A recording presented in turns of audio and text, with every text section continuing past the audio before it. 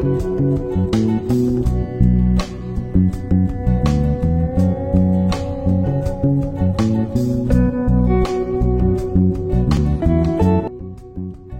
kompeten, sobat milenial. Sekarang kita akan melakukan pembahasan soal UKK akuntansi tahun 2022 paket 1, yaitu menyelesaikan siklus akuntansi perusahaan jasa.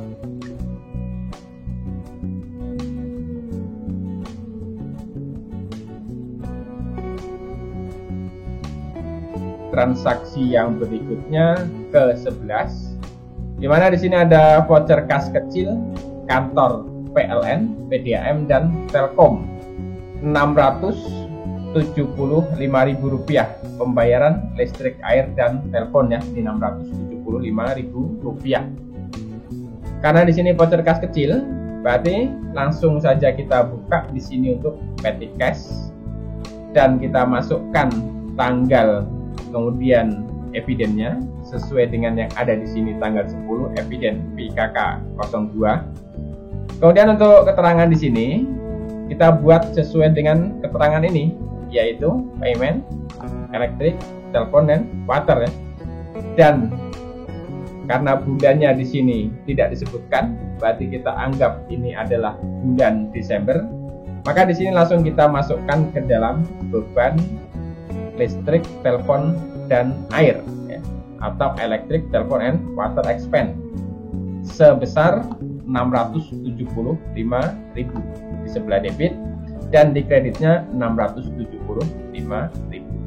Jika sudah selesai, jangan lupa bukti transaksi yang ada di sini kita lakukan penanda tanganan ya. Kemudian transaksi berikutnya yang ke-12, kembali di sini voucher kas kecil dibayar kepada Galero Advertising Rp350.000, pembayaran biaya iklan bulan Desember 2021 Rp350.000. Karena voucher kas kecil berarti kita catat di sini ya, ini masih kas kecil. Untuk tanggal dan evidence kita masukkan sesuai dengan yang ada di sini. Kemudian keterangan bisa kita buat payment advertising ya, atau pembayaran iklan, dan tentu akan masuk ke dalam advertising expense ya, atau biaya iklan sebesar Rp350.000 dan di kreditnya pun sama ya, Rp350.000. Kemudian jangan lupa bukti transaksi kita lakukan penanda tanganan. Dan kita lanjutkan transaksi berikutnya yang ke-13. Di sini ada bukti kas keluar kantor Samsat Rp16.500.000, pembayaran pajak tahunan bis pariwisata ya Rp16.500.000. Karena di sini bukti kas keluar, berarti kita catat dalam jurnal pengeluaran kas atau kas payment jurnal. Kita buat di sini tanggal dan eviden, kemudian deskripsinya sesuaikan dengan yang ada dalam bukti transaksi ini. Ini eviden, ini tanggal, kemudian ini terangannya. Kemudian karena tidak sesuai kriteria yang 3 akun ini, berarti masuk ke dalam kolom akun lainnya sini. Kita akui di sini sebagai tax expense ya, atau biaya pajak. Berapa besarnya di sini? Sesuai dengan yang dibayar Rp16.500. Kemudian di kreditnya tentu akan mengurangi cash in bank sebesar Rp16.500. Kemudian jika sudah, jangan lupa bukti transaksi dilakukan penanda tanganan. Dan kita lanjutkan transaksi berikutnya yang ke-14. Di sini ada bukti kas keluar bagian pengelolaan sopir Rp8.700.000, pembayaran pelunasan atas penyelesaian pekerjaan. Jadi sopir ini sudah kembali dari perjalanan dari tanggal 6 sampai 12 Desember ya 2021 untuk pengantaran yang dari Dinas Pariwisata. Dan setelah selesai, maka di sini dibayarlah kekurangan atas biaya yang dikeluarkan ini. karena awalnya baru dibayar DP 44.800.000. Kemudian masih ada kurang 8.700.000 karena total biayanya adalah 53.500.000 rupiah. Berarti ini akan kita catat dalam jurnal pengeluaran kas di sini. Tanggalnya, kemudian eviden dan deskripsinya kita buat sesuai dengan yang ada di sini ya. Ini evidence, ini tanggal, kemudian bisa kita buat job completion atau penyelesaian pekerjaan. Dan atas jumlah yang 53.500.000 rupiah ini sudah dapat kita rincikan sesuai dengan masing-masing jenis pengeluaran ini. Yang pengeluaran 1 sampai dengan 3 ini akan masuk ke dalam upah ya. Jadi jika kita jumlahkan, ya masuk ke dalam upah sini ya. Maka jika kita jumlahkan semuanya itu adalah 28 juta. Ini tiganya kita jumlahkan ya, 28 juta. Kemudian yang 25.500.000 ini akan masuk dalam operational base ya, atau di sini ada operational base expense. Di sini kita masukkan. Jadi totalnya sudah 53.500.000 rupiah. Kemudian dari jumlah ini yang dibayar saat ini adalah 8.700.000. Ini pelunasannya 8.700.000. Maka dia akan masuk ke dalam kolom cash in bank di sebelah kredit. Kemudian yang sisanya bagaimana? Karena di sebelah debit ada 53.500.000 dan di kreditnya baru 8.700.000. Tentu masih ada selisih sebesar 48.800.000. Jadi selisihnya inilah jumlah yang sudah diterima sebelumnya ini. Berarti atas prepaid rent yang diterima pada tanggal 5 ini sebesar 48.800.000 sudah lunas ya. Prepaid expense ini sebesar 44.800.000, maka masuklah dia ke dalam di sebelah kredit sebesar 44.800.000 rupiah. Jadi antara debit dan kredit sekarang sudah balance. Dan untuk prepaid rent ini pun sekarang sudah lunas ya, karena semuanya sudah dialokasikan menjadi biaya, yaitu biaya upah dan biaya operasional bus. Dan karena pekerjaan sewa yang tanggal 6 sampai dengan 12 Desember 2021 ini sudah selesai dikerjakan, jika kita lihat pekerjaan ini adalah sewa dari Dinas Pariwisata ya, tanggal 6 sampai 12 Desember. 6 sampai 12 Desember. Berarti atas sejumlah uang 115.500.000 ini yang sebelumnya diakui sebagai pendapatan diterima di muka atau unearned rent revenue, bisa kita lihat di sini ya. Ini merupakan Dinas Pariwisata Sumber 113.500.000. Ini diakui di kreditnya sebagai unearned rent revenue. Dan yang 2 jutanya dapat kita lihat ini pembayaran di bulan sebelumnya. Ini Dinas Pariwisata Sumber 2 juta. Jadi totalnya adalah 115.500.000 rupiah.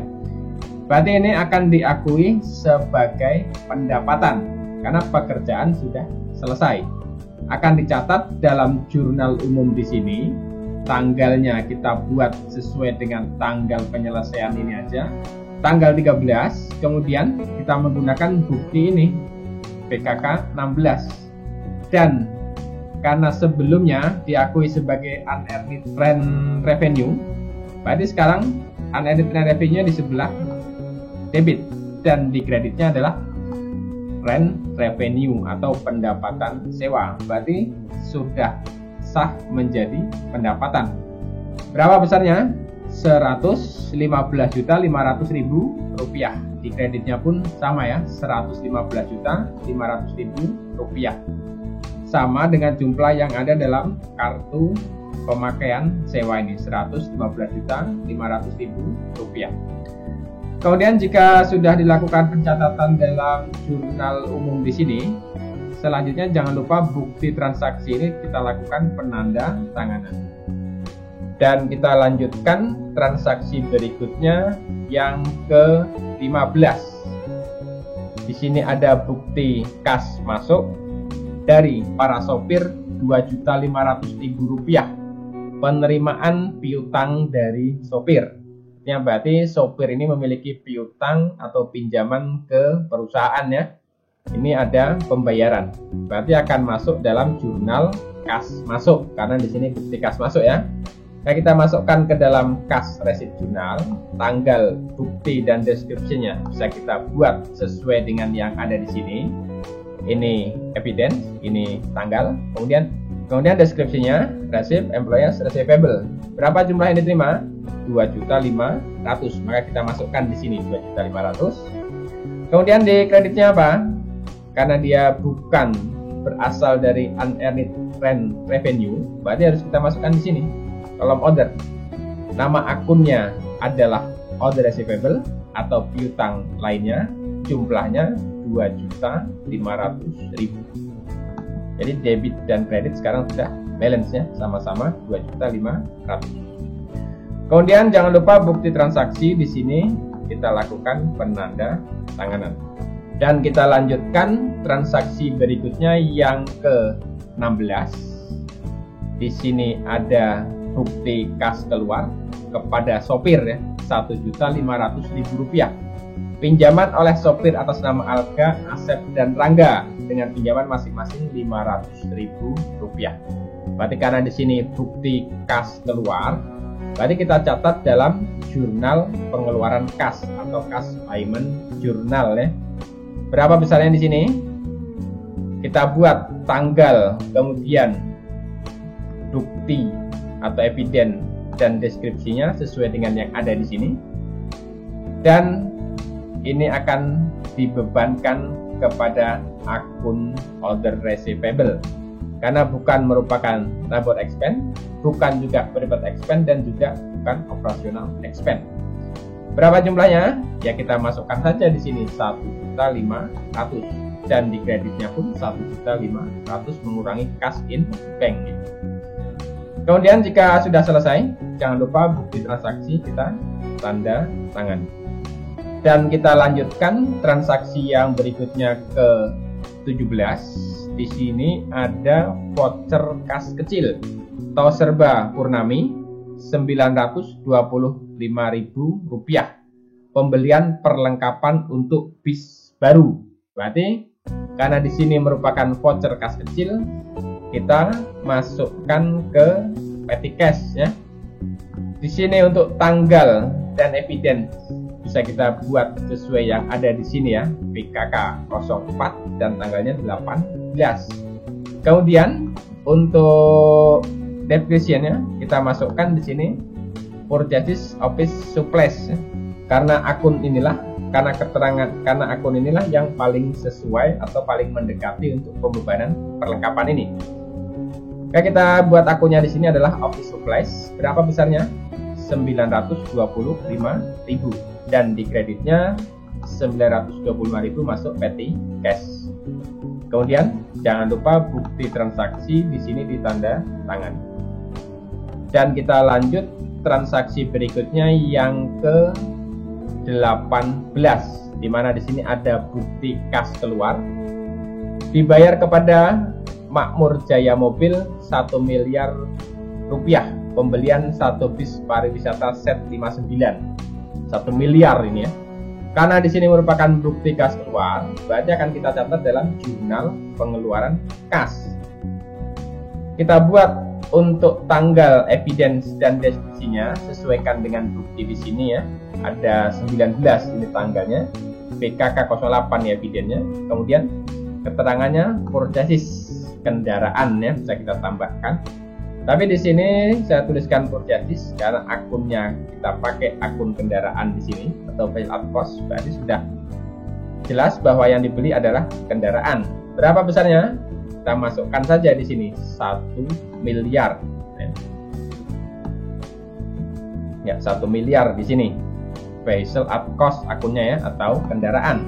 Dan di kreditnya mengurangi kas sebesar 1 miliar ya, masuk kolom cash in bank. Dan jangan lupa jika sudah selesai bukti transaksi ini dilakukan penanda tanganan. Dan kita lanjut transaksi berikutnya yang ke 19. Di sini ada bukti kas masuk SMKN 1 Solok 134 juta rupiah pelunasan pembayaran. Jadi SMKN 1 Solok ini sebelumnya sudah pesan mobil dan bayar DP 2 juta ya. Dan bayar DP 2 juta. Ini pembayarannya dapat kita lihat di sini. 2 juta ini ya, tanggal 4 SMKN 1 Solok. Karena mau berangkat tanggal 21, sekarang tanggal 20, berarti sehari sebelum keberangkatan dilunasi. Kekurangannya yaitu 134 juta. Di atas penerimaan 134 juta ini kita masukkan dalam kas resip jurnal. Tanggal, kemudian evidence dan definisinya kita sesuaikan dengan yang ada di sini.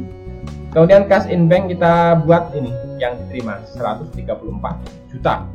Dan di kreditnya tentu akan masuk ke dalam unearned rent revenue atau sewa diterima di muka 134 juta. Kemudian atas penerimaan ini jangan lupa dibuat di kartu penggunaan jasa ya. Biar kita ketahui bahwa si SMKN Solok ini sudah melakukan pelunasan pembayaran. Ini dia. 136 juta baru dibayar 2 juta tanggal 4 dan 12 dan sekarang sisanya 134 juta ini dibayar tanggal sekarang berarti 20 ya, 20 bulan 12 tahun 2021. Berarti sudah lunas.